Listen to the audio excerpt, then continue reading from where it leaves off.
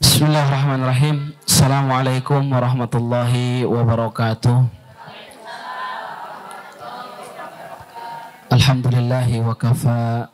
Wassalatu wassalamu ala nabiyil mustafa wa ala alihi wa ashabihi ahli sidqi wal wafa. Asyhadu an la ilaha illallah wahdahu la syarikalah wa asyhadu anna Muhammadan abduhu wa rasuluh la nabiyya wa la rasula ba'da, amma ba'du. Allahumma alimna ma yanfa'una wanfa'na bima 'allamtana wa zidna ilma. Allahumma arinal haqqa haqqan warzuqna ittiba'ah wa arinal batila batilan warzuqna ijtinabah. Allahumma ij'alna minas salihin, Allahumma ij'alna minas sabirin, Allahumma ij'alna minasy syakirin, Allahumma ij'alna min warathati jannatin na'im. Hadirin hadirat yang kami hormati dan Allah muliakan, puji dan syukur marilah kita sama-sama panjatkan kehadirat Allah Subhanahu wa taala. Salawat dan salam semoga tetap terlimpah curahkan kepada baginda alam habibana wa nabiyana wa maulana Muhammad sallallahu alaihi wasallam. Insyaallah pada kesempatan ini kita akan membahas hadis yang ketiga, yaitu tentang rukun Islam ataupun tiang-tiang penyangga iman dan amal. An Abi Abdurrahman Abdullah ibni Umar ibnul Khattab radhiyallahu anhu maqal, dari Abi Abdurrahman Abdullah bin Umar ibnu Khattab qala telah berkata, sami'tun Nabiyya sallallahu alaihi wasallam yaqul, aku pernah mendengar Rasulullah sallallahu alaihi wasallam bersabda, bunyal Islamu, Islam itu didirikan ala khomsin, di atas 5 tiang, di atas 5 pilar. Syahadata an la ilaha illallah, syahadati an la ilaha illallah, yang pertama adalah syahadat la ilaha illallah wa anna Muhammadar Rasulullah, wa iqamis salat, dan yang kedua adalah mendirikan salat, wa ita'iz zakat, dan yang ketiga adalah mengeluarkan zakat, wa hajjil bait, dan yang keempat adalah melaksanakan ibadah haji, wa shaum Ramadan, dan yang kelima adalah puasa di bulan Ramadan. Rawahul Bukhari wa Muslim, diriwayatkan oleh Imam Bukhari dan Muslim. Pada riwayat ini dikedepankan hajinya daripada puasanya. Di riwayat lain ya dikedepankan puasanya daripada hajinya. Jadi haji ini rukun yang kelima. Tapi dalam hadis ini dijadikan rukun yang keempat. Ya, baik, kita akan mencoba mempelajari hadis yang diriwayatkan oleh Imam Bukhari dan Muslim ini. An Abi Abdurrahman, Abi Abdurrahman, bapaknya Abdurrahman. Ini disebutnya dalam bahasa Arab ini adalah kunyah. Ya, ini adalah disebutnya kunyah. Seseorang disebut dengan nama anaknya, ya, itu adalah kunyah. Contoh saya misalnya namanya Sanjudi. Punya anak pertama laki-laki namanya Torik, maka disebutnya Abu Torik. Ya. Rasulullah juga dijuluki Abul Qasim, gitu kan. Nah, ini an Abi Abdurrahman, dari Abi Abdurrahman Abdullah. Nama aslinya adalah Abdullah. Abdullah bin Umar ibnul Khattab radhiyallahu anhuma. Ya, namanya Abdullah, anaknya Umar bin Khattab. Makanya kita katakan radhiyallahu anhuma. Semoga Allah meridhoi keduanya, meridhoi Abdullah dan juga meridhoi Umar bin Khattab. Ya, kalau satu berarti radhiyallahu anhu, semoga Allah meridhoinya. Kalau dua berarti radhiyallahu huma, semoga Allah meridhoi kedua-duanya. Kalau banyak, radhiyallahu anhum, semoga Allah meridhoi mereka semua. Kalau perempuan, radhiyallahu anha, semoga Allah meridhoinya, seperti Aisyah radhiyallahu anha. Kalau Aisyah jangan dikatakan radhiyallahu anhu karena perempuan, tapi radhiyallahu anha, ya. Abdullah ibnu Umar ini wulida di Mekah, dilahirkannya di Mekah, Bu. Pisanah Asyirah qoblal hijrah, di tahun ke-10 sebelum hijrah. Jadi 10 tahun sebelum hijrah Abdullah bin Umar ini baru dilahirkan. Berarti Rasulullah Shallallahu Alaihi Wasallam waktu itu menjadi nabi sudah berapa tahun? Ketika Rasulullah Sallallahu Alaihi Wasallam menjadi nabi, menjadi rasul berapa tahun? Pas Abdullah bin Umar lahir, baru 3 tahun. Jadi Rasulullah Sallallahu Alaihi Wasallam 3 tahun diangkat menjadi nabi, diangkat menjadi rasul, lahirlah Abdullah ibnu Umar. Ya. Dan beliau wafat pada tahun 73 setelah hijrah di Madinah. Berarti umur beliau itu usianya 83 tahun. Ya. Wa aslama bi Makkati ma'abihi wa huwa shagir. Walam yakun qad balagul hilmu yaumaidin. Dan Abdullah ibnu Umar ini masuk Islamnya ketika di Mekah bersama orang tuanya, bersama Umar ibnu Khattab. Dan waktu itu Abdullah ibnu Umar belum balik, masih kecil, ya masih kecil, belum balik sudah masuk Islam. Dan Abdullah ibnu Umar ini, Bu, adalah sahabat yang sangat cinta sekali terhadap Baitullah. Cinta sekali terhadap Ka'bah. Sehingga di dalam riwayat dikatakan hajja sittina hajjatan. Beliau itu pernah melaksanakan haji 60 kali hajian. 60 kali haji. Kalau di Indonesia dikasih gelar, ya, 60 kali, Bu. Ya. Kalau di Indonesia, untungnya di Mekah, jadi tidak ada hanya. Ini 60 kali 60 kali haji. Berarti selama 60 tahun, karena haji dilakukannya hanya setahun sekali. Berarti beliau melewatkan 23 tahun tidak hajian. Ada 23 tahun kosong dari hajian. Mungkin waktu belum baliknya aja 15 tahun misalkan. Ya. Ini 60 kali hajian. Karena sangat senang sekali kepada Mekah. Ya. Wa tamara ma yuqarribu min alfi umrah. Dan beliau umrohnya hampir 1000 kali umroh. Ada yang menghitungnya, ya, subhanallah ini. Wa kana muhibban bil bait, dan beliau sangat cinta sekali kepada Baitullah, ya. Wa kana katsiran ma yataqarrabu biha bima yu'jibuhu wa yastahsinuhu min malihi, dan beliau itu sangat suka sekali menginfakkan, ya, hartanya yang beliau sukai. Jadi kalau punya sesuatu yang beliau sukai, beliau suka menginfakannya, suka menyedekahkannya, ya. Walamma arrafa arqa'uhu min hudzalik. Nah, ketika tahu budak-budaknya tahu gitu kan bahwa Abdullah ibnu Umar ini sangat senang sekali menyedekahkan sesuatu yang dia sukai. Akhirnya mereka, nih budak-budaknya nih, ya, menjadi orang-orang baik. Oh, sholatnya tepat waktu, mereka bicaranya dijaga, akhlaknya dijaga, gitu kan. Terus taat, bahkan mereka banyak di masjid. Sampai Umar suka kepada mereka. Wah, ini diantara Abdullah ibnu Umar itu punya beberapa budak. Wah, ini baik nih. Ketika sudah suka sama budaknya, langsung dibebaskan, ya. Sehingga mereka mengatakan, Abdullah bin Umar, kamu ditipu. Sebenarnya mereka tidak baik, mereka pengen dibebaskan saja.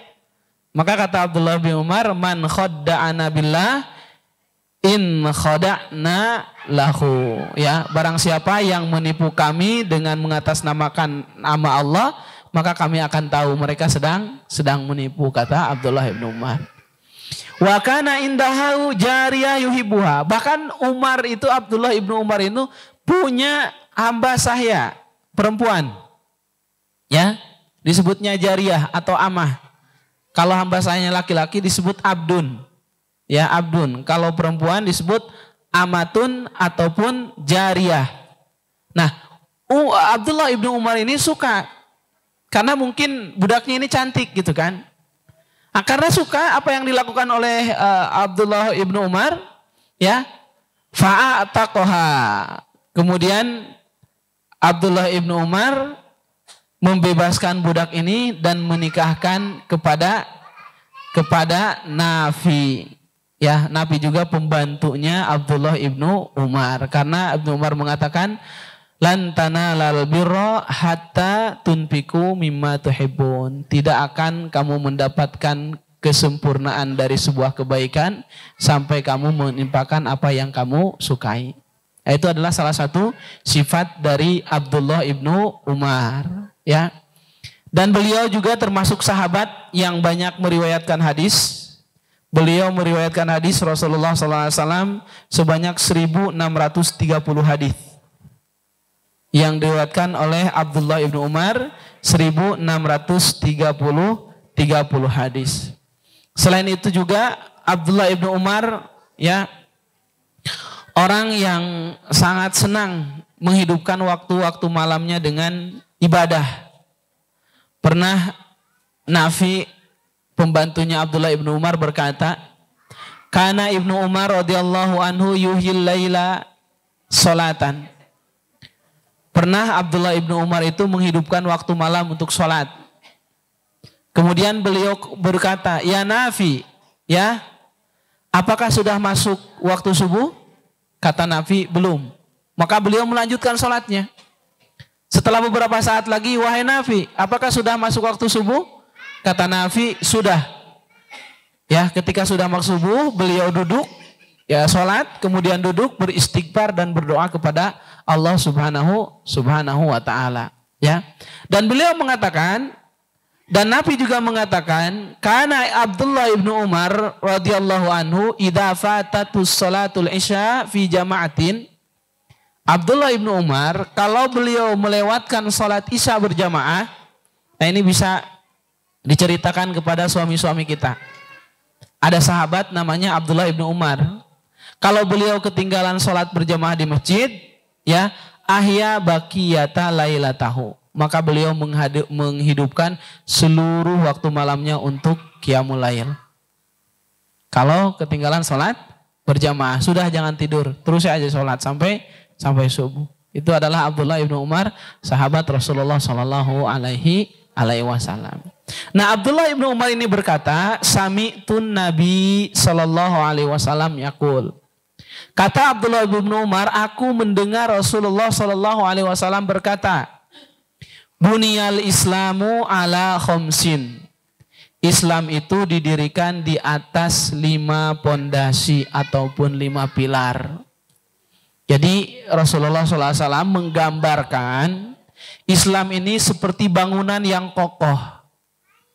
Dan Rasul menggambarkan bahwa rukun Islam ini seperti tiang-tiang yang menyangga bangunan. Jadi Islam itu seperti bangunan dan ada tiang-tiangnya. Tiang-tiang ini adalah rukun-rukunnya. Ya, yang 5. Nah, kalau salah satu rukun itu jatuh, itu hancur, itu tidak ada, maka begitu juga dengan Islam. Apalagi rukun Islam yang pertama, ini intinya, yaitu syahadah an la ilaha illallah, ya. Buniyal Islam. Islam itu didirikan. Siapa yang mendirikan Islam? Siapa yang mensyariatkan Islam? Allah. Ya, sebelum Rasul Allah yang menetapkan. Karena Islam itu, ya, bukan hanya pada zaman Rasulullah SAW saja. Tapi Nabi Ibrahim juga Muslim. Nabi Nuh juga Muslim, agamanya Islam. Ya, maka na Ibrahim Yahudian wala Nasranian walakin musliman. Nabi Ibrahim itu bukan Yahudi, bukan Nasrani, tapi Muslim, Islam. Jadi Islam itu ada dari sejak dulu. Itu Islam umum. Tapi Islam khusus itu adalah yang dimaksud dalam hadis ini adalah Islam yang dibawa oleh Rasulullah Sallallahu Alaihi Wasallam. Ya, Islam. Apa itu Islam? Ya, yuk. Kita Muslim atau bukan? Muslim. Agama kita apa? Islam. Apa itu Islam? Gimana saja? Islam itu adalah berserah diri. Gimana, ada yang lain? Keyakinan. Islam itu adalah yakin. Ya. Keyakinan kepada Allah. Ya, bukan iman itu. Baik. Islam, ya, secara etimologi berasal dari inqiyad wal khudu. Islam ini adalah patuh dan tunduk. Ya, patuh dan tunduk. Ataupun pasrah. Istislam. Islam itu adalah istislam, pasrah. Seperti kemarin kisah Nabi Ibrahim dan Ismail. Falamma aslama, ketika mereka berdua sudah pasrah terhadap ketentuan Allah. Ataupun al-inqiyad wal khudu, tunduk dan patuh. Jadi kalau ada orang mengatakan si fulan aslama, aslama fulan, si fulan sudah Islam, maksudnya berarti sudah tunduk dan patuh. Si fulan telah Islam kepada si fulan, maksudnya si fulan telah tunduk dan patuh kepada si fulan. Kalau kita sudah Islam kepada Allah, berarti kita sudah tunduk dan patuh terhadap syariat-syariat yang telah Allah tetapkan. Itu Islam. Jadi kalau kita mengaku Islam, mengakui orang Muslim, berarti kita harus tunduk dan patuh terhadap ketentuan-ketentuan yang Allah tetapkan. Ya, itu adalah Islam secara etimologi. Secara terminologi, Islam ini adalah al-istislamu lillahi bitauhid. Pasrah atau berserah diri kepada Allah dengan mentauhidkannya. Pasrah dan berserah diri kepada Allah dengan mentauhidkannya. Wal inqiyadu lahu bitta'ah. Tunduk dan patuh dengan mentaatinya. Tunduk dan patuh dengan mentaatinya. Wal bara'atu minasyirki wa ahlihi. Dan berlepas diri dari kesyirikan dan para pelaku syirik. Nah, ini adalah Islam secara terminologi. Islam itu adalah pasrah atau berserah diri kepada Allah dengan mentauhidkannya, tunduk dan patuh dengan mentaatinya, dan berlepas diri dari kesyirikan dan juga pelakunya. Ya. Nah, keutamaan Islam. Ada yang bisa menyebutkan keutamaan. Kenapa kita agamanya Islam? Kenapa kita tidak Kristen saja?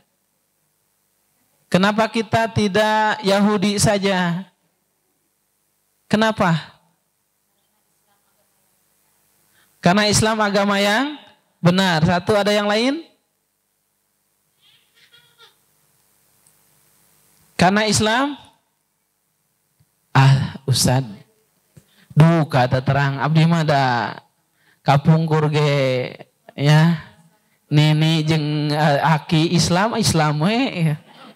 Nah, Islamna orang kadang-kadang Islam keturunan. Islam KTP. Ya. Banyak juga Islam KTP. KTP-nya banyak Islam, tapi orangnya wallahu alam Muslim ya. Nah, yang pertama, karena Islam ini adalah satu-satunya agama yang benar. Islam adalah satu-satunya agama yang benar. Selain Islam berarti tidak benar. Sebagaimana Allah Subhanahu wa taala berfirman dalam surat Al-Imran ayat ke-19, "Inna dina indallahi Islam." Sesungguhnya agama yang benar di sisi Allah hanyalah Islam. Nah, tapi banyak orang-orang pluralisme yang mencoba mengatakan bahwa semua agama itu benar. Sehingga mereka merubah kalimat.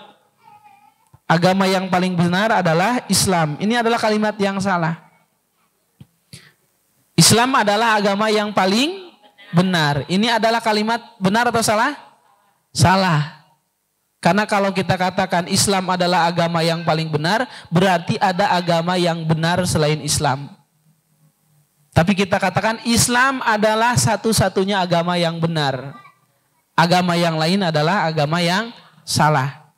Yang kedua, ya, Islam adalah satu-satunya agama yang sempurna dan diridhoi oleh Allah. Islam adalah satu-satunya agama yang sempurna dan diridhoi oleh Allah. Ya, dalilnya surat Al-Maidah ayat ketiga. Al-yauma akmaltu lakum dinakum wa atmamtu alaikum ni'mati wa raditu lakumul Islam madina. Kata Allah, pada hari ini telah kusempurnakan bagimu agamamu dan telah kusempurnakan bagimu nikmat dariku dan aku telah ridho Islam sebagai agamamu. Jadi agama lain itu tidak akan diridhoi oleh Allah. Ya, dan agama lain itu tidak sempurna. Satu-satunya agama yang sempurna yang diridhoi oleh Allah adalah agama Islam. Makanya kita memeluk Islam.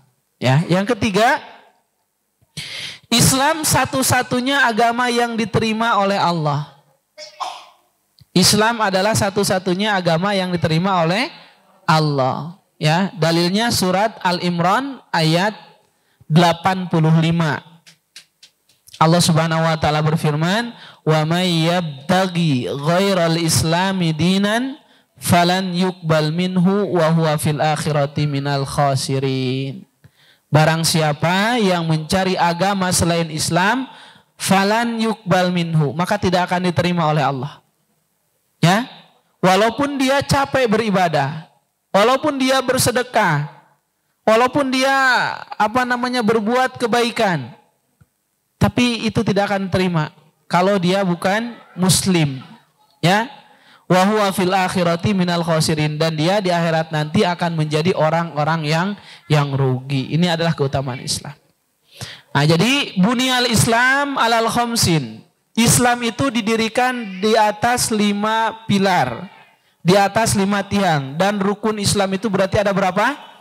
Ada 5. 1, syahadati an la ilaha illallah wa anna muhammadar rasulullah. Yang pertama adalah syahadat. Syahadat ini adalah asyhadu an la ilaha illallah wa asyhadu anna muhammadan rasulullah. Ya. Jadi dalam syahadat ini ada 2 variabel. 1, aku bersaksi bahwa tiada Tuhan yang berhak disembah kecuali Allah. Dan yang kedua, aku bersaksi bahwa Muhammad adalah utusan Allah. Ini satu sama lain itu merupakan satu kesatuan. Karena tidak bisa dipisahkan. Ya, ada orang yang mengaku asyhadu alla ilaha illallah, tapi tidak mengaku wa anna muhammadar rasulullah. Berarti dia belum Islam. Ada juga yang mengaku Muhammad adalah nabi saya, tapi Allah bukan Tuhan saya. Kira-kira Islam atau bukan? Bukan. Jadi ini adalah satu kesatuan yang tidak bisa dipisahkan. Syahadat an la ilaha illallah wa anna muhammadar rasulullah. Ya, la ilaha illallah. Apa arti la ilaha illallah? Tiada Tuhan yang berhak disembah selain Allah. Itu adalah makna la ilaha illallah. Kalau kita sudah mengatakan bahwa tiada Tuhan yang berhak disembah kecuali Allah, berarti konsekuensinya kita tidak boleh menyembah kepada selain Allah. Tidak boleh kita memberikan ibadah kita kepada selain Allah. Tuhan kita siapa? Yang berhak disembah siapa? Tapi pada kenyataannya banyak orang yang mengaku hamba Allah tapi tidak menyembah Allah. Ya. Banyak orang yang mengaku Tuhannya Allah tapi tidak mengagungkan Allah. Ya. Banyak orang yang mengaku hamba Allah tapi pada kenyataannya dia hamba dunia, hamba harta, hamba jabatan, hamba hawa nafsu. Ya. Bagaimana cara menandakannya Ustaz? Kita lihat saja ketika perintah Allah bertolak belakang dengan perintah hawa nafsunya, mana yang dia kedepankan? Kata Allah, jam 1, jam 2, jam 3 malam bangun tahajud, cek nafsu sare. Ya. Mana yang kita ikuti mana? Nafsu atau Allah? Tuh, nafsu kita masih kalah tuh. Banyak yang menuhankan nafsu. Kata Allah, jangan ambil itu. Itu harta haram, tidak boleh. Ya. Kata dunia, wah ini untungnya besar. Kalau kamu tidak ngambil sekarang, kapan lagi? Mana yang diikuti? Nafsu. Jadi yang menyembah itu, Tuhannya siapa ini? Allah atau nafsu tuh? Kita mengaku Tuhan kita Allah, tapi pada kenyataannya, pada prakteknya ternyata kita masih menuhankan nafsu kita. Ya, masih menuhankan nafsu kita. Yang kedua,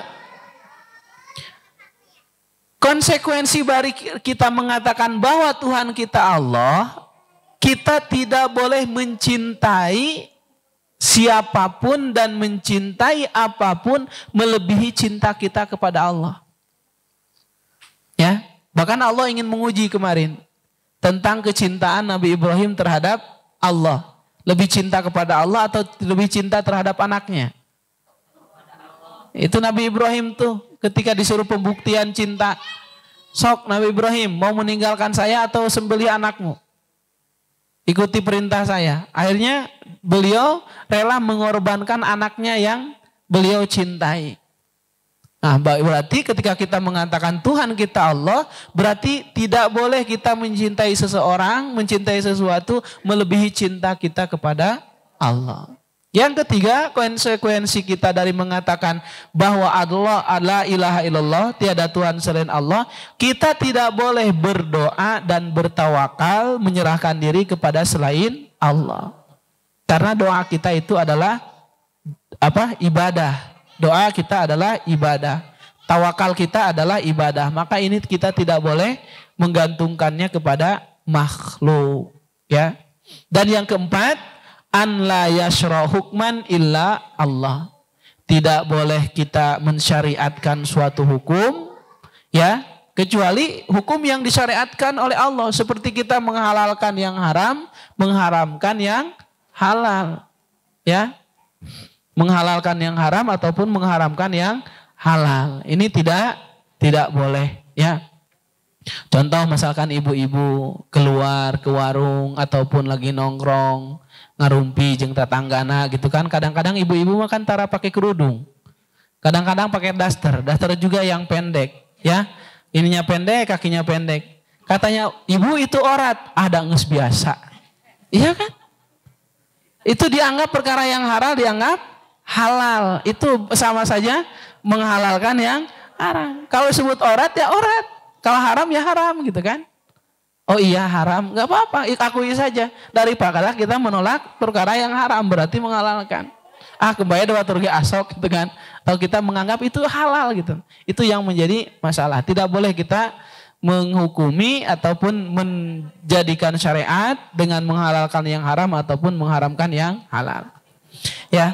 Wa asyhadu anna Muhammadar Rasulullah, dan aku bersaksi, ya, aku bersaksi bahwa Muhammad adalah utusan Allah. Mengakui bahwa Muhammad itu nabi kita. Nah, konsekuensinya kalau kita sudah mengaku Muhammad adalah utusan Allah, apa? Pertama, at-tasdiq fima akhbaro. Kita harus membenarkan seluruh informasi yang datang dari nabi kita. Apapun itu. Ya, kita jangan pernah ragu. Kalau ada informasi dari hadis, apalagi hadisnya sahih yang disampaikan oleh Nabi kita Muhammad SAW, maka wajib kita percaya. Karena kita sudah mengatakan bahwa Muhammad adalah utusan Allah. Kalau Nabi Muhammad membawa suatu informasi, kita wajib percaya. Contoh, ya contoh. Kalau ada lalat jatuh di kopi, di minuman, ya, maka kata Rasul jangan diangkat, tapi celupkan, masukkan semuanya. Karena sebelah sayapnya itu adalah racun, sebelahnya lagi adalah obat. Jadi kalau sudah jatuh, masukkan semuanya. Maka racunnya akan mati, boleh diminum lagi. Percaya? Ya. Pernah melakukan kalau ada lalat dicelupkan langsung dan diminum lagi? Nah itu. Ya. Ya. Itulah kadang-kadang kita itu. Ya percaya, tapi asanatenya kumaha gitu kan. Makanya kita jangan ragu itu. Padahal kita tidak boleh ragu. Nah, termasuk adalah berita-berita atau informasi-informasi yang sifatnya goib. Informasi sifatnya goib. Seperti informasi tentang adanya jin, adanya akhirat, surga, neraka, ada sirotol mustaqim, ya, adanya adab kubur dan lainnya. Kita wajib percaya, ya, wajib percaya. Karena wa ma yantiqu anil hawa in huwa illa wahyu yuha. Rasul itu tidak pernah berbicara atas hawa nafsunya. Semua yang Rasulullah SAW katakan itu adalah mutlak wahyu dari Allah Subhanahu wa taala. Konsekuensinya itu yang pertama. Kalau kita mengaku Nabi kita adalah Muhammad adalah Nabi kita, berarti kita harus mempercayai seluruh informasi yang datang dari Nabi kita. Yang kedua, al-imtithal fima amar. Ya, mengerjakan apa yang diperintahkan oleh Rasul. Mengerjakan apa yang diperintahkan oleh Rasul.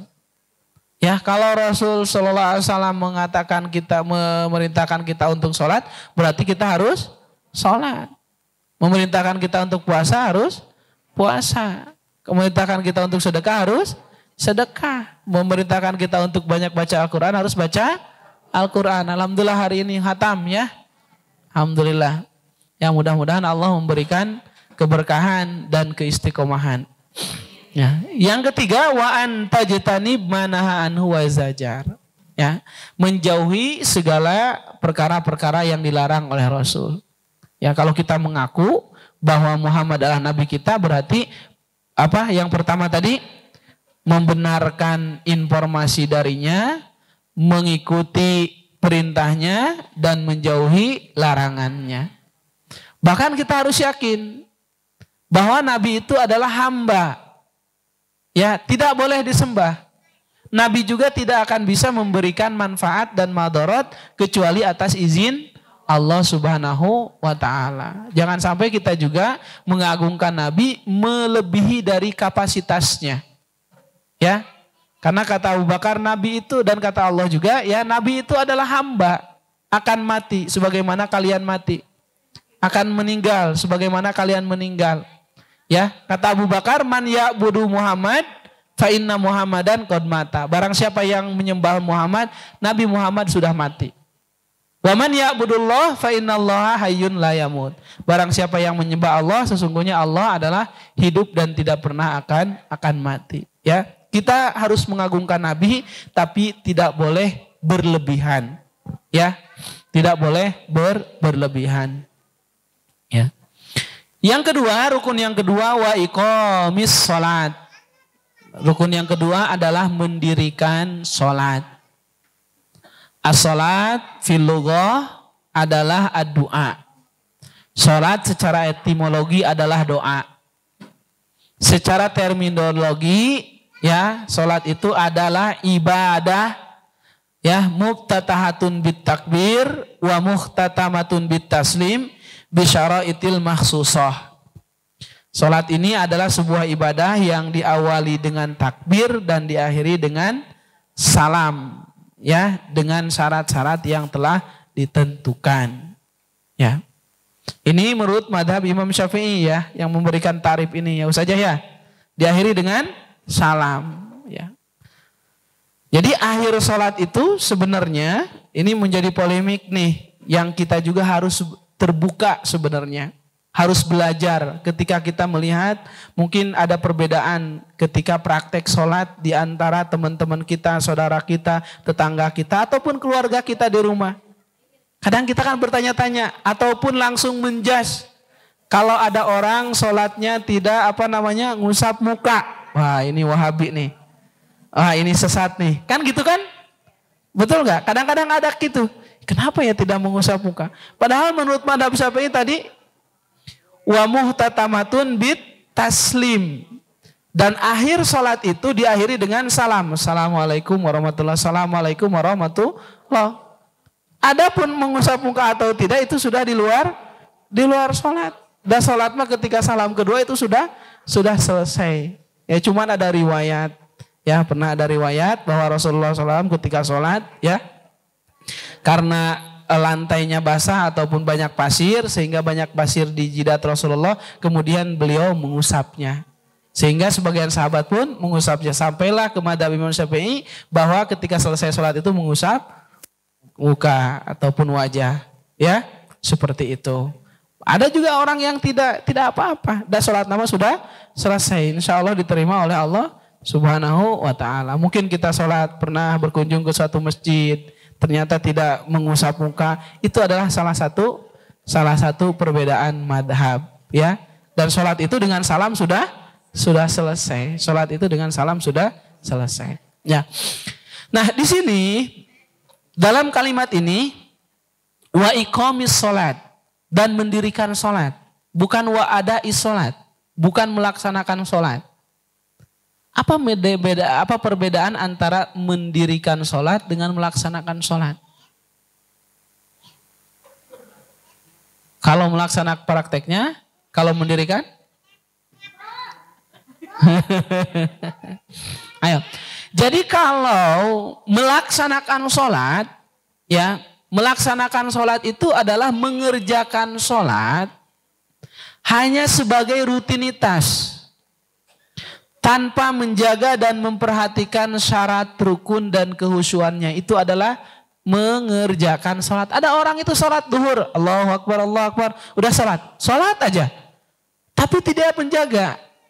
Cek paribasa orangnya tengah raksa karena kehusuan sholat, tengah raksa karena syaratna, tengah raksa karena rukuna. Hanya sebagai rutinitas saja. Nah, sah sholatnya? Sah. Sholatnya kadang sah. Tapi dapat pahala atau tidak? Wallahu alam. Hanya menggugurkan kewajiban saja. Kewajibannya gugur, tapi dapat pahala atau tidaknya? Wallahu alam. Karena dia tidak menjaga rukunnya, tidak menjaga kehusuannya, mungkin tidak menjaga syarat-syaratnya. Ya, sehingga syaratnya tidak, bahkan kemungkinan juga tidak diterima. Bahkan kemungkinan juga akan menjadi dosa. Ya, kalau hanya mengerjakan sholat. Tapi dalam kalimat ini kita diperintahkan itu bukan mengerjakan sholat, tapi mendirikan sholat. Ya, apa mendirikan sholat Ustaz? Mengerjakan sholat dengan menjaga waktunya, menjaga syarat dan rukunnya, serta menjaga kehusuannya, juga menjaga adab-adabnya. Ini adalah mendirikan sholat. Jadi sholat itu harus didirikan, bukan dikerjakan. Ya, makanya Allah Subhanahu wa taala berfirman, "Inna sholata tanha 'anil fahsya'i wal munkar." Sholat itu akan mencegah dari perbuatan keji dan munkar. Tapi banyak orang yang ketika habis sholatnya melakukan mungkar lagi. Habis sholat melakukan dosa lagi. Kenapa? Kemungkinannya dia belum mendirikan sholat, baru mengerjakan sholat. Kemungkinannya dia belum mendirikan sholat, tapi baru mengerjakan sholat. Ya, mendirikan itu satu, ya harus menjaga waktunya tadi. Menjaga waktunya. Inna sholata kanat alal mu'minina kitabam mauquta. Sesungguhnya sholat itu sudah ada waktunya yang telah Allah tetapkan kepada orang mukmin. Ya, jangan sholat duhur di waktu asar. Sholat asar di waktu duhur. Kadang-kadang sholat duhur jam 3 lebih 10 gitu kan. Baru aja salam sudah Allahu Akbar, Allahu Akbar. Udah asar lagi. Ya. Karek bieu ya. Cike ane lohor geus asar deui. Astagfirullahaladzim. Ya, padahal sholatnya jam 3 separapat. Nah, menjaga waktunya dan keutamaan menjaga waktu, ada riwayat hadis ya, diriwayatkan oleh Bukhari Muslim an Abdullah ibnu Mas'ud radhiyallahu anhu. Dari Abdullah ibnu Mas'ud qala berkata, Sa'altu Nabi sallallahu alaihi wasallam, aku bertanya kepada Nabi sallallahu alaihi wasallam, ya Rasulullah, ayyul a'mali ahabu ilallah. Wahai Rasulullah, amalan apa yang paling dicintai oleh Allah? Qala, maka Rasul berkata, as-salatu ala waktiha. Salat di awal waktu. Jangan mengakhir-akhir salat. Ya. Qultu suma'ai. Kemudian aku berkata, terus setelah salat di tepat waktu, di awal waktu, apalagi amalan yang paling dicintai oleh Allah? Birrul walidain, kata Rasul. Berbuat baik kepada orang tua. Oke, ketiga ya Rasulullah, setelah itu apalagi ya Rasulullah? Maka Rasul menjawab, al-jihadu fisabilillah. Jihad, berperang di jalan Allah. Bayangkan, ternyata sholat di awal waktu itu lebih baik daripada birrul walidain, lebih baik daripada jihad fisabilillah. Sholat di awal waktu itu lebih baik daripada birrul walidain, lebih baik jihad fisabilillah. Kenapa? Karena sholat ini akan menjadi barometer. Sholat ini akan menjadi tolak ukur sebuah amalan seseorang. Baik dan tidak baiknya seseorang itu lihat daripada sholatnya. Dan dia untuk melihat seseorang baik atau tidak terhadap sholatnya, lihat saja waktu sholatnya. Ya, menjadikan sholat itu yang paling utama dan pertama ataupun tidak. Karena jarang sekali, kalau kita sekarang analisa, Bu, rata-rata orang yang suka menyakiti orang tuanya adalah orang-orang yang tidak pandai menjaga sholatnya. Cok we. Perhatikan. Orang tua yang sering menangis karena anaknya, karena kelakuan anaknya, karena tingkah laku yang buruk anaknya, itu kalau kita cek pada anak itu pasti sholatnya kurang baik. Ya. Misalkan ibu, sakit hati sama anak. Ya, anak kita kenapa? Cek sholatnya. Ya, makanya kenapa ini? Ketika Rasul ditanya, amalan yang paling dicintai oleh Allah apa? Sholat waktunya. Terus apa? Birrul walidain. Terus apa? Jihad fisabilillah. Karena ternyata sholat di awal waktu, ya, itu barometer untuk mengukur ya kebaikan seseorang. Tidak mungkin seorang berbuat baik kepada orang tuanya, sholat aja ya dia tinggalkan, sholat aja dia tidak kerjakan. Mal mungkin orang yang tidak mau sholat mau diajak jihad. Sholat aja yang 5 menit tidak mau, apalagi jihad yang mengorbankan jiwa raga. Maka yang pertama adalah sholat, ya. Dan kalau kita tadi analisa, identifikasi, ternyata banyak anak yang menyekati orang tuanya, salah satunya kalau kita lihat karena tidak baik sholatnya. Ya, ketika tidak baik sholatnya, maka akan berdampak kepada dosa-dosa ataupun keburukan-keburukan yang lainnya. Ya.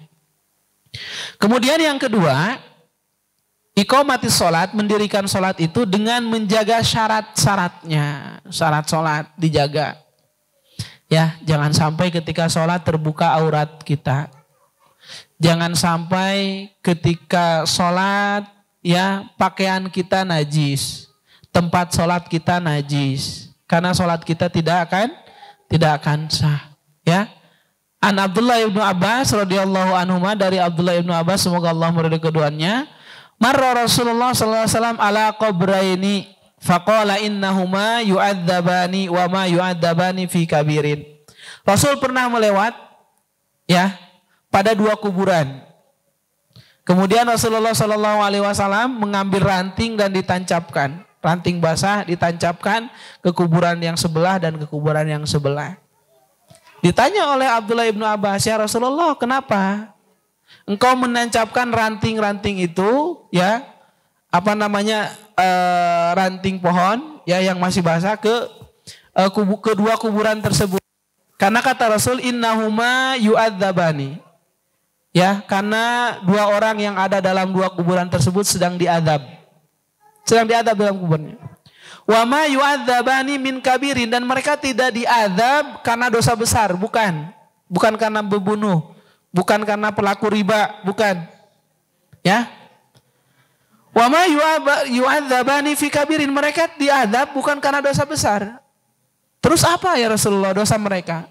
Amma ahaduhuma fala yastanzihu min baulihi. Yang pertama ya Abdullah ibnu Abbas kata Rasul itu orang tidak pernah membersihkan setelah selesai kencing. Ataupun ketika kencing dia itu sembarangan. Sehingga air kencingnya kemana-mana. Ya, kalau ibu-ibu aman insya Allah ya. Ya. Kadang-kadang bapak-bapak ya sambil berdiri itu. Tapi Allah alam ya ibu-ibu gimana. Ya, hati-hati. Jangan sampai ya air kencing itu kena ke bagian tubuh kita ataupun ke pakaian kita sehingga membuat tidak sah sholat kita. Ya. Dan ini juga menjadikan salah satu penyebab mendapatkan adab di alam kubur. Orang yang tidak bersih saat dia kencing. Wa amal akhor kana yamshi bin namimah. Tapi yang kedua kata Rasul kenapa diadab?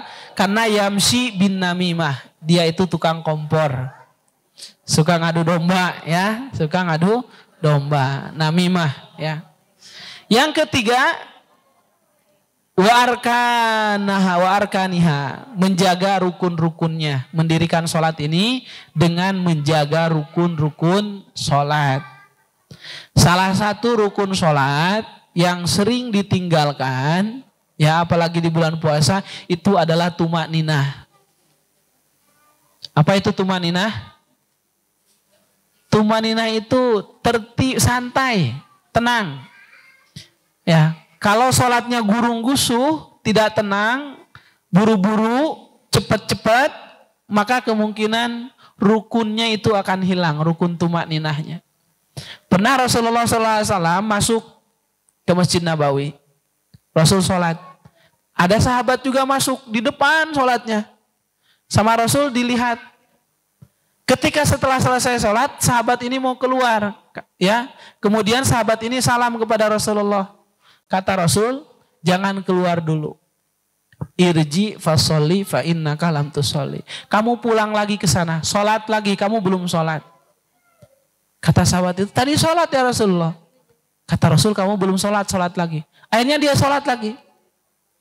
Datang lagi kepada Rasul, kata Rasul, irji fasolli fa innaka lam tusolli. Kembali lagi kamu, sholat lagi, kamu belum sholat. Aduh katanya. Dia sholat lagi tuh. Setelah sholat balik lagi. Mau keluar, kata Rasul jangan keluar. Irji fasolli fa innaka lam tusolli. Balik lagi kamu, sholat lagi, kamu belum sholat kata Rasul. Aduh gimana ini? Akhirnya dia mengatakan, ya Rasulullah, ma uhsinus sholat illa hada. Ya Rasulullah, aku belum bisa melaksanakan sholat yang lebih baik daripada yang aku kerjakan tadi. Maka Rasulullah SAW mengatakan, idza qumta ila sholat fakabbir. Kalau kamu mau sholat maka bertakbirlah. Tsumma qra' ma tayassara minal Qur'an. Kemudian kata Rasul, bacalah surat-surat yang mudah dari Al-Qur'an. Tsumma rka' hatta tatma'inna raki'an. Kemudian kamu ruku sampai benar-benar tumaninah di dalam ruku. Tsumma rfa' hatta ta'dila qa'iman. Kemudian angkat kepalamu sampai benar-benar engkau lurus berdiri. Ya. Tsumma sujud hatta tatma'inna sajidan. Kemudian sujud sampai benar-benar tumaninah di dalam sujud. Tsumma rfa' hatta tatma'inna jalisan. Kemudian angkat sampai kamu benar-benar tumaninah di dalam duduk. Dan lakukanlah itu di setiap rakaatnya. Nah ini artinya dari hadis ini banyak orang yang sholat tapi meninggalkan tumaninah. Ya, meninggalkan tumaninah. Nah, contohnya di sini kata Rasul, tsumma rka'. Kemudian kamu ruku, benar-benar tumaninah di dalam ruku itu. Sumarpa, kemudian angkat sampai benar-benar lurus. Kadang-kadang ada salat. Sami'allahu liman hamidah, Allahu akbar. Tidak sah, itu kata Rasul tidak dianggap salat. Kadang-kadang Allahu akbar, Allahu akbar, itu tidak dianggap salat oleh Rasul. Kalau cepat-cepat seperti itu. Karena ketinggalan rukunnya. Rukunnya itu adalah tadi apa? Tumanina. Ternyata orang ini disuruh lagi, dibalik suruh mengulangi sholat lagi, ternyata sholatnya cepat, meninggalkan tumaninah. Dan menurut Rasul ini adalah sholat yang tidak sah. Bahkan Imam Ahmad rahimahullah mengatakan, ya tialan nasi zamanun yusalluna wa hum la yusallun. Akan datang kata Imam Ahmad suatu waktu yang dimana orang-orang sholat padahal mereka tidak sholat. Mereka sholat tapi mereka tidak sholat. Kelihatannya sholat padahal tidak sholat itu. Tidak sah sholatnya. Ya, ini salah satunya ya. Seperti ini. Kemudian dalam hadis juga Rasul mengatakan inna rajula la yusalli sittina sanah. Sesungguhnya ada orang yang melaksanakan sholat 60 tahun. Selama 60 dia tahun sholat. Wa ma taqabbala lahu sholatan. Dan satu sholat pun belum diterima oleh Allah. La'allahu yatimmu ruku wa la yatimmu sujud. Wa yatimmu sujud wa la yatimmu ruku. Ya, kenapa tidak diterima selama 60 tahun walaupun satu sholat? Kata Rasul, kemungkinan orang ini menyempurnakan rukunya tapi tidak menyempurnakan sujudnya.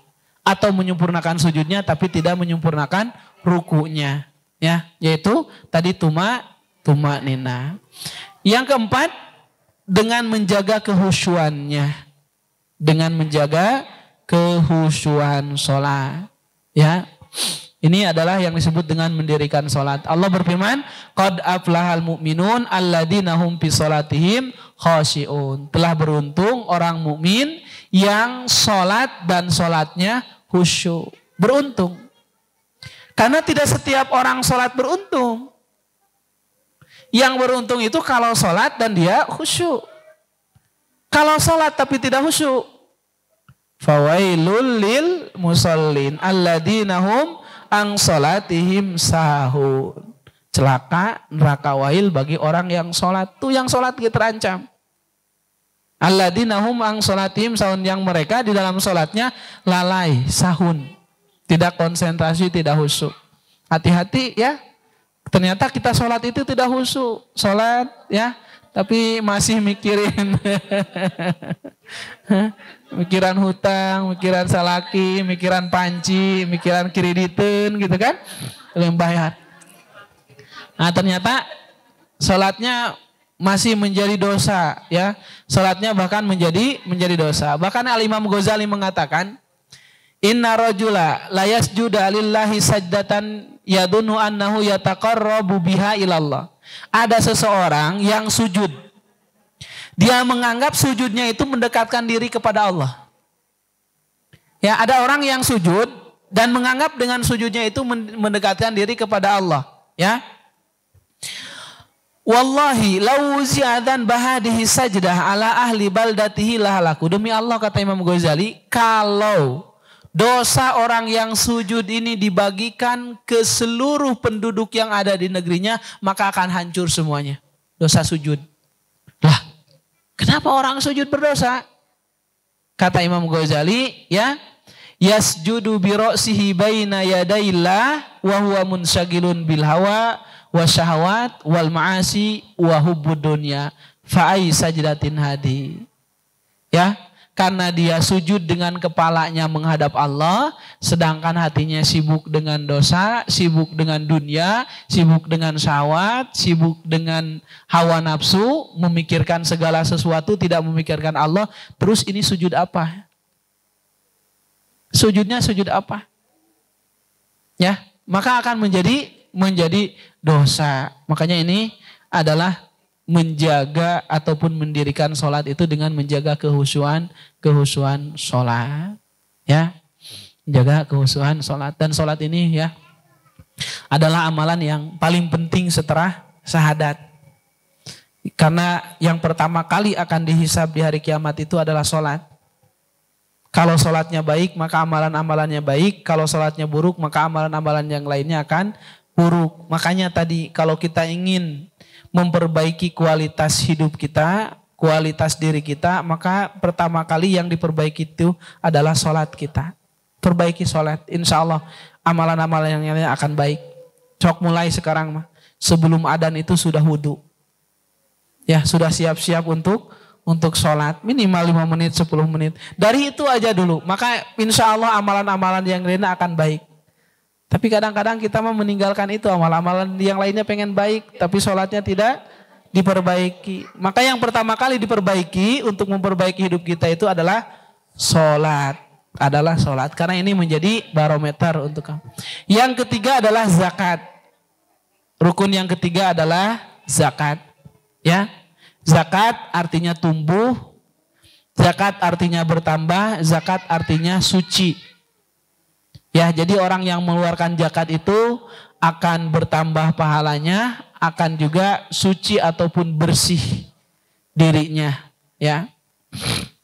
Dan zakat secara istilah adalah mengeluarkan ya harta, sebagian harta yang wajib dikeluarkan kepada orang-orang yang berhak menerima zakat, yaitu yang disebut dengan asnafuz zakat. Ada berapa?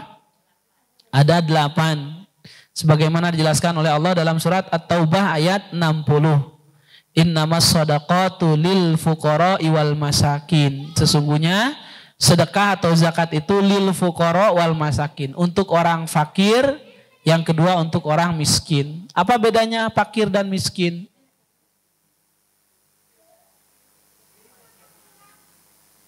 Apa bedanya fakir dan miskin? Ya, kadang-kadang kita mah fakir miskin aja. Padahal fakir atau miskin. Kalau fakir, la mala wala amala, tidak punya harta, tidak punya kerja, tidak ada penghasilan, itu adalah fakir. Tidak punya harta, tidak punya pekerjaan. Kita punya harta, alhamdulillah, ya, masih punya. Kalau miskin, la mala walahu amala, tidak punya harta tapi punya pekerjaan dan tidak cukup. Tidak cukup untuk memenuhi kebutuhannya. Itu adalah miskin. Ya, kalau pengeluaran satu hari 50.000, dapatnya satu hari 20.000, itu miskin. Kalau pengeluaran satu harinya 50.000 tapi tidak ada pendapatan, itu mah fakir. Kalau pengeluarannya 50.000, dapatnya 50.000, itu orang cukup. Ya, kalau pengeluarannya 50.000, dapatnya 70.000, itu orang kaya. Kaya semua nih kayaknya. Ya, seperti itu. Wal amilina alaiha, dan juga amilin, ya, yang mengelola zakatnya. Wal mu'allafati qulubuhum, mu'allaf yang baru masuk Islam, keempat. Wa fir riqab, ya, dan juga fir riqab apa, hamba saya, ya. Wal gharimin, dan orang-orang yang terlilit hutang, tapi bukan hutang pinjol ataupun hutang judi, ya. Wa fi sabilillah, dan orang-orang yang sedang berjuang di jalan Allah, wabnus sabil, dan musafir, ataupun sekarang bisa dikiaskan dengan santri yang sedang misalkan mesantren di tempat yang jauh, perlu bekal, ya. Fariidatan minallah, dan ini adalah fardu wajib yang ditetapkan oleh Allah, ya. Kita tidak akan panjang lebar membahas ini, ya, karena ini ada materi khusus nanti tentang zakat mungkin. Yang keempat adalah watahujul bait, ya, yaitu melaksanakan ibadah haji, naik haji, ya, bukan naik bihaji. Watahujul bait, melaksanakan ibadah haji. Haji adalah ziarah. Haji adalah mengunjungi Baitullah untuk melaksanakan ibadah-ibadah yang khusus, ya, di waktu-waktu tertentu. Beda dengan umroh. Kalau umroh mah bisa setiap bulan, bisa setiap waktu. Kalau haji itu tidak bisa. Waktu haji itu tidak bisa, hanya bisa dilaksanakan 1 tahun sekali. Beda dengan umroh, ya. Dan keutamaan haji salah satunya, ya, al umratu ilal umroh kafaratun lima bainahuma. Umroh ke umroh yang lain itu adalah kifarat dosa yang lainnya. Makanya tadi Abdullah bin Umar banyak umroh, bolak-balik terus bolak-balik. Karena antara umroh dengan umroh yang lain itu adalah kifarat dosa. Wal hajjul mabrur, dan haji yang mabrur kata Rasul, laisa lahul jaza'u ilal jannah. Tidak akan ada balasan kecuali surga. Subhanallah. Haji yang mabrur tidak akan ada balasan apa-apa kecuali surga. Yang mudah-mudahan saudara kita, teman kita yang melaksanakan haji tahun ini, hajinya diterima. haji yang mabrur sehingga dosa-dosa dihapuskan dan mereka menjadi ahli surganya Allah Subhanahu wa taala. Dan mudah-mudahan kita juga segera dipanggil oleh Allah untuk melaksanakan haji dan umrah insyaallah. Ya. Allahumma rzuqna ziyarata baitakal haram, Allahumma rzuqna ziyarata baitakal haram, Allahumma rzuqna ziyarata baitakal haram. Ya Allah, berikan kepada kami anugerah kesempatan untuk bisa berkunjung ke Baitullah.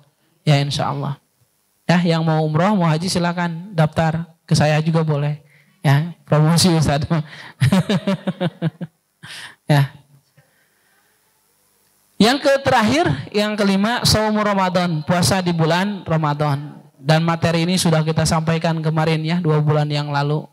Banyak mendapatkan materi tentang puasa Ramadan. Puasa adalah menahan diri dari segala bentuk yang dapat membatalkan puasa, dari mulai terbit fajar sampai terbenam matahari ya. Dan ini sudah, ini adalah ya rukun Islam. Coba diulangi rukun Islam yang pertama. Syahadat an la ilaha illallah wa anna muhammadar rasulullah. Yang kedua, salat. 3, zakat. 4, di sini haji dulu. Di haji. Yang kelima, puasa. Ya. Kenapa? Karena kemungkinan haji waktu itu belum diwajibkan. Ya. Karena diwajibkan itu puasa dulu atau haji dulu? Puasa dulu. Puasa itu Rasulullah SAW puasa dulu ya. Puasa dulu. Karena Rasulullah SAW puasa itu di tahun kedua ya. Kalau haji Rasul berapa kali hajinya? Rasul SAW berapa kali melaksanakan haji? Rasulullah. Ayo, Rasulullah berapa kali melaksanakan haji?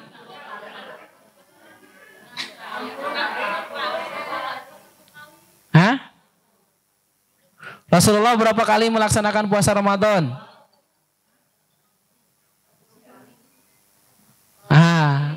Kan diwajibkan tahun kedua, berarti Rasulullah 9 kali puasa Ramadan. Kalau haji berapa kali? 1 kali. Di tahun ke-9, ke-10. Haji wada, hanya itu saja. Haji yang sebelumnya itu tertolak 1 kali aja Rasul hajiannya. 4 kali. Rasul melaksanakan umroh 4 kali dan haji 1 kali. Makanya salah kalau ada orang tidak boleh umroh dulu, harus haji dulu baru umroh. Ada yang mengatakan seperti itu kan? Rasul juga umroh dulu baru haji gitu kan? Karena dalam ayat wa timul haja wal umroh, haji dulu baru umroh katanya. Tidak seperti itu prakteknya ya. Tidak seperti itu prakteknya ya. Nah, hadis ini menggabungkan semua jenis ibadah. Ya, hadis ini menggabungkan semua jenis ibadah. Karena ibadah kita kan ada ibadah qalbiyah, ada ibadah badaniyah, ada ibadah maliyah, ya. Ada ibadah dengan hati, ada ibadah dengan harta, ada ibadah dengan anggota tubuh. Seperti sholat, ibadah dengan anggota tubuh, ya, dengan hati. Kalau zakat, dengan harta. Kalau haji, harta juga dengan anggota badan haji. Nah, rukun iman ini, ya rukun Islam ini menggabungkan antara semua jenis ibadah. Dan ini kenapa disebut rukun? Karena kalau orang ya sudah bisa mengerjakan rukun-rukun ini dengan baik, maka dia akan bisa melaksanakan ibadah-ibadah yang lainnya dengan mudah. Ya. Orang yang sudah bisa mengerjakan sholat dengan baik, maka akan mudah untuk sholat tahajudnya, maka mudah sholat duhanya. Tapi kalau sholat wajibnya saja dia masih kesulitan, apalagi dengan tahajud dan duhanya. Ya, seperti itu. Kalau orang sudah terbiasa melaksanakan puasa dengan baik, maka akan mudah dia mengekang hawa nafsunya. Tapi kalau dia puasanya aja tidak baik, bagaimana dia mau mengekang hawa nafsunya? Makanya kenapa disebut rukun? Karena ini pondasinya. Ketika orang sudah benar melaksanakan yang 5 perkara ini, maka akan Allah mudahkan untuk melakukan ibadah-ibadah dan syariat-syariat yang lainnya. Baik, ini saja ya yang bisa kita sampaikan. Mudah-mudahan apa yang saya sampaikan bisa dipahami dan mudah-mudahan kita semua bisa mengamalkannya dengan baik. Terima kasih atas segala perhatian. Wabillahi taufiq wal hidayah wa ridwan wal inayah. Wassalamualaikum warahmatullahi wabarakatuh. Waalaikumsalam warahmatullahi wabarakatuh. Baik, untuk ibu-ibu barangkali ada yang mau bertanya dulu, silahkan. Silakan yang mau bertanya. Pakai ini.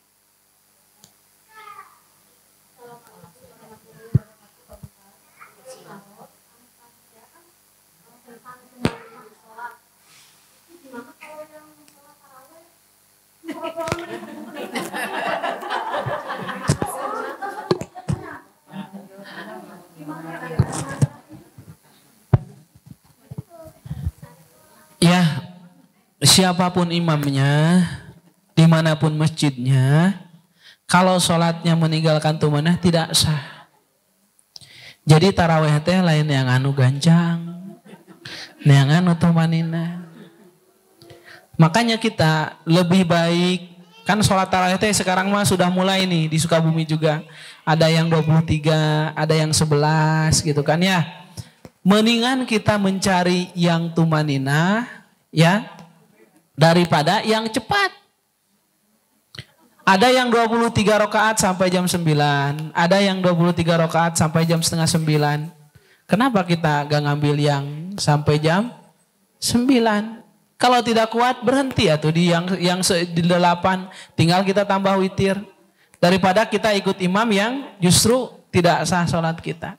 Dah buat apa sholat juga. Makanya tadi kata Imam Ahmad, sayati alaikum zamanun yusalluna wahum la yusallun. Akan datang suatu saat nanti kalian zaman waktu kepada kalian orang-orang sholat padahal mereka tidak sholat.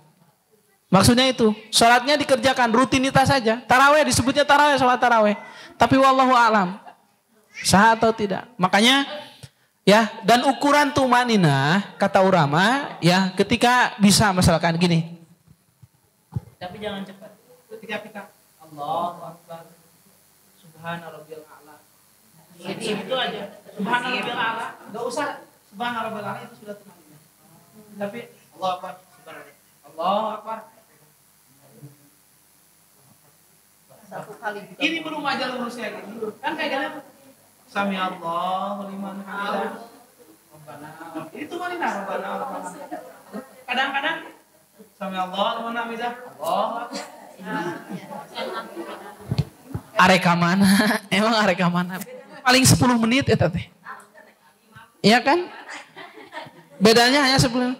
Tapi kadang-kadang imam itu Bu ya, kalau saya pelajari dulu memang kayak gitu. Makmumnya mau di mana sholat, di Al-Barokah, di Al-Ikhlas, di Majlis Al-Ikhlas, saha imamna Haji Udin lila. Akhirnya ke mana? Ke Al-Barokah ini. Ke Haji Udin mengundalila.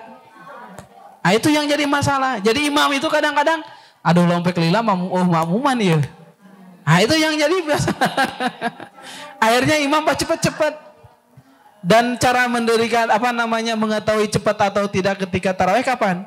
Ketika sudah terdengar suara yang mau tadarusan. Di situ mah cepet. Berarti sholat itu. Apalagi anak-anak kecil kan? Anak-anak kecil, pemuda-pemuda itu cari yang cepat.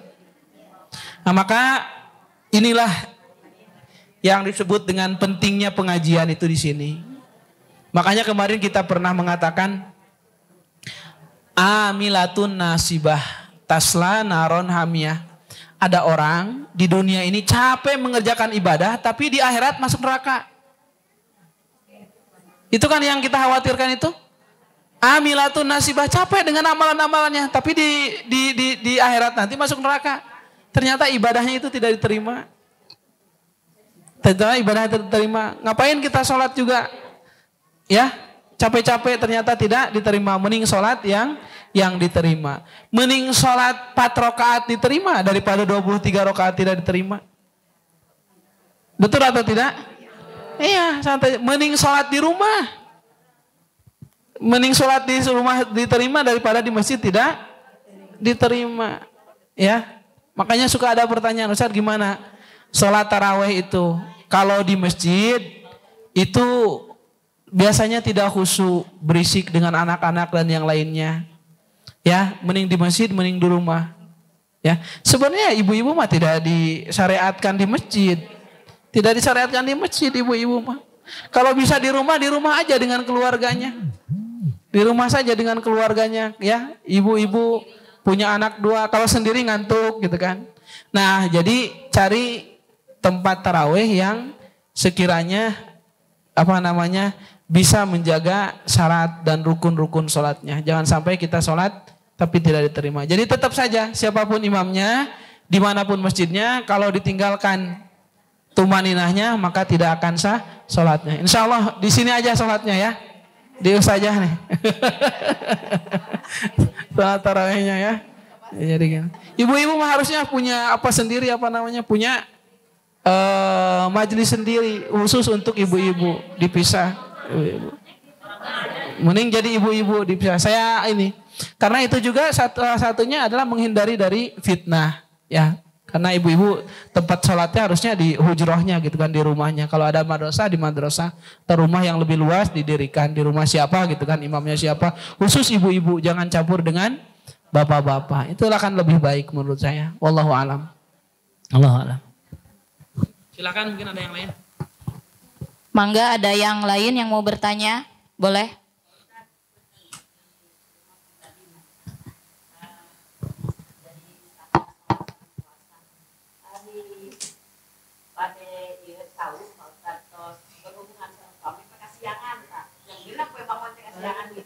Lanjutkan puasanya gitu Agus gitu. Padahal nuju Ramadannya hari nuju Ramadannya kemari kan anyar kene. Jadi isin kene enak untuk selami teu isin. Ya. Jadi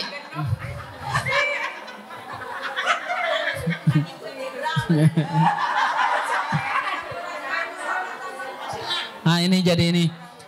Kalau kesiangan ya kita berhubungan dengan kadang-kadang berhubungan itu habis sahur misalkan. Sahurna aja puting ting, sahurna jam 2. Ya, habis sahur kan kenyang. Tidur sama suami gitu kan. Akhirnya hubungan.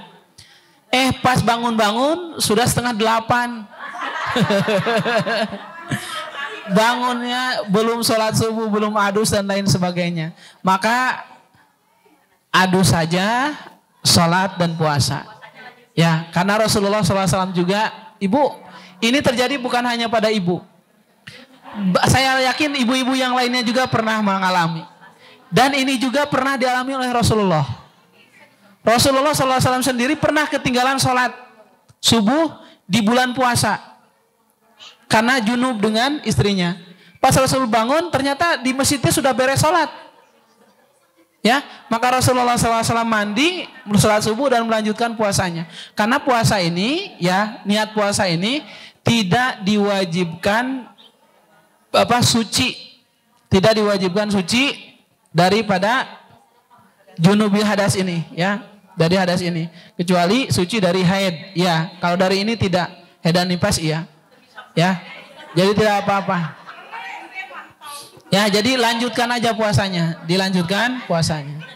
Oke, Bu, ya. Jadi ini Rasulullah SAW ya. Sah, puasanya sah. Yang penting kita niat dari malam mau puasa. Sudah niat mau puasa. Sholat langsung situ. Jadi untuk sholat subuhnya Ustaz gimana? Sholat subuh jangan nunggu subuh besok. Sholat waktu bangun itu. Jam 7:30. Misal jam 7:30 baru bangun. Belum sholat subuh, belum lagi puasa. Mandi, wudu, sholat subuh. Jam 8. Sholat subuh aja. Sholat subuh sama. Ya, niat sholat subrang.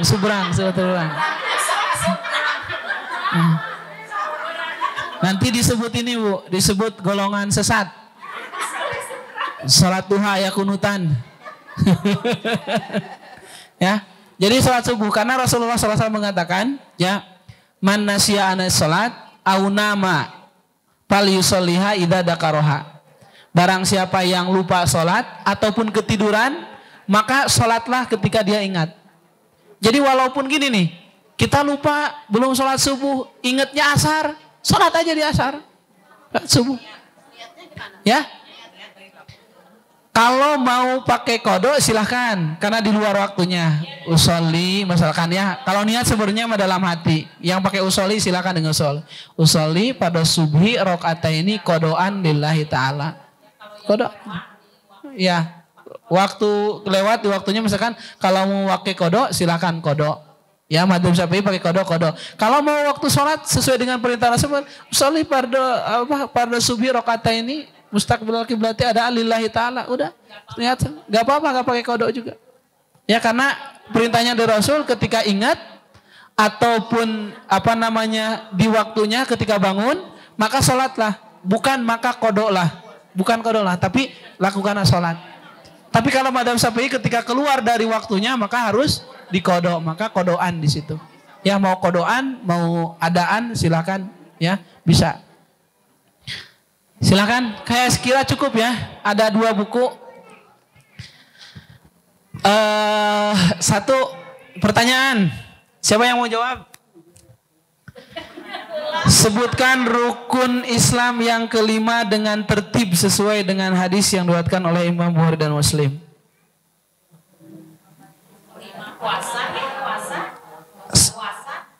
Ayo. Suruh sebutkan 5 rukun Islam dengan tertib sesuai dengan yang kita pelajari. Rukun iman, rukun Islam. Oke. Cung. Oke. Ya, cung dulu.